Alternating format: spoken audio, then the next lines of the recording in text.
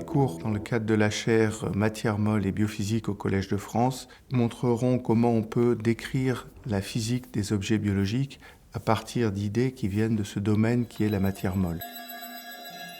La matière molle étudie les fluides complexes dont le comportement est intermédiaire entre un comportement solide, qui est un comportement élastique, et un comportement fluide, qui est un comportement de système qui coule. Ça couvre tout un tas de matériaux qui sont très importants dans la vie courante, comme les polymères, les plastiques, les cristaux liquides, les systèmes colloïdaux, les savons.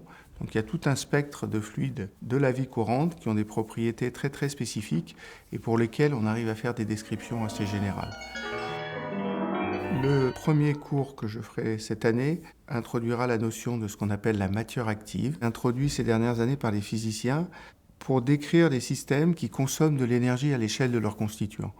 L'idée générale est que tous ces systèmes-là peuvent avoir les mêmes comportements.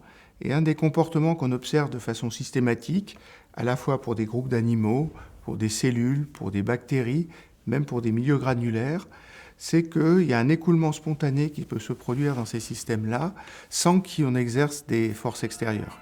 Alors cet écoulement, ça peut être soit un écoulement global dans une direction donnée, ça peut être un cisaillement, ou ça peut être dans certains cas l'apparition de tourbillons, avec même des arrangements de tourbillons qui ressemblent à ce qu'on appelle la turbulence. Un exemple, c'est peut-être celui de cellules qui sont sur un substrat, qu'on pose sur un substrat et qui elles-mêmes, individuellement, ne bougent pas. Et ce qu'on voit très clairement, c'est un cisaillement qui se produit, où d'un côté, les cellules bougent dans un sens, et de l'autre côté, les cellules bougent dans l'autre sens. Alors ce mouvement-là, il est induit par un gradient d'orientation des cellules. Les cellules sont allongées, elles ne sont pas toutes dans la même direction, et quand la direction change, ça crée des forces qui provoquent ce mouvement-là. Un deuxième type de mouvement est celui des groupes d'animaux. Ce qui est très spectaculaire, c'est les vols d'oiseaux, par exemple, où on voit les oiseaux se structurer et bouger tous dans les mêmes directions. Donc voilà un certain nombre d'exemples. Donc ce que je veux faire dans le premier cours, c'est identifier tous ces phénomènes qui sont génériques de la matière active et puis essayer d'indiquer comment ils peuvent s'appliquer à des systèmes plus particuliers. Pour les cours suivants, il y a plusieurs choses que j'ai en tête. Il y a des propriétés de la cellule elle-même. Comment est-ce qu'on obtient des informations sur ce qui se passe à l'intérieur de la cellule ou sur les processus cellulaires fondamentaux en appliquant ces idées qui viennent de la matière active. Alors les processus cellulaires fondamentaux, c'est la division cellulaire, c'est le mouvement de cellules, c'est l'adhésion de cellules soit sur un substrat ou entre elles. Tous ces mécanismes-là impliquent une consommation de l'énergie et donc sont des problèmes qui relèvent de la matière active.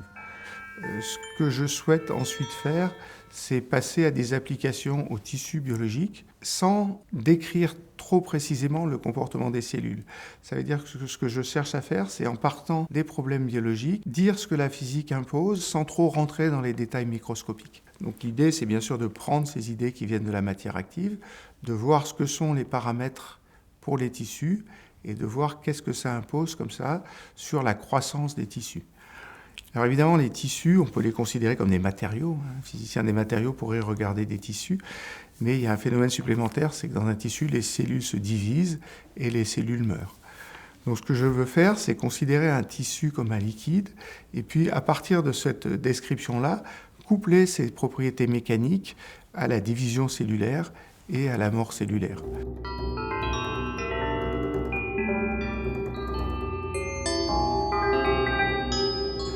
Bien sûr, on ne peut pas rester trop loin de ce que j'appellerais les applications. Ça veut dire qu'il faut relier ce genre d'études à des questions biologiques. Ce qu'on vise, c'est le comportement des cellules cancéreuses. Ça, c'est une des grandes applications des travaux qu'on peut faire. Ce que j'essaye de faire en ce moment, par exemple, à l'Institut Curie, mais aussi en collaboration avec des gens de l'école normale, c'est de regarder si ces idées physiques peuvent aider à comprendre les questions d'immunité dans le traitement du cancer. Et en particulier, on regarde comment les cellules du système immunitaire vont modifier la croissance des tissus. Donc ce qu'on décrit, c'est la croissance d'agrégats de cellules cancéreuses et comment cette croissance est modifiée. Et les expériences nous montrent que C'est pas du tout la même forme, qu'on fait des tout petits agrégats et qu'ils ont tendance à exploser en présence de ces cellules du système immunitaire. Et c'est ce genre de choses qu'on souhaiterait comprendre pour arriver à avoir une description quantitative de ce que font les cellules immunitaires dans ces agrégats de cellules cancéreuses qui croissent. Donc on en est tout au début, il y a des immunologistes de l'Institut Curie qui ont des résultats expérimentaux et il faut qu'on essaye de modifier notre étude théorique pour arriver à décrire ces résultats expérimentaux.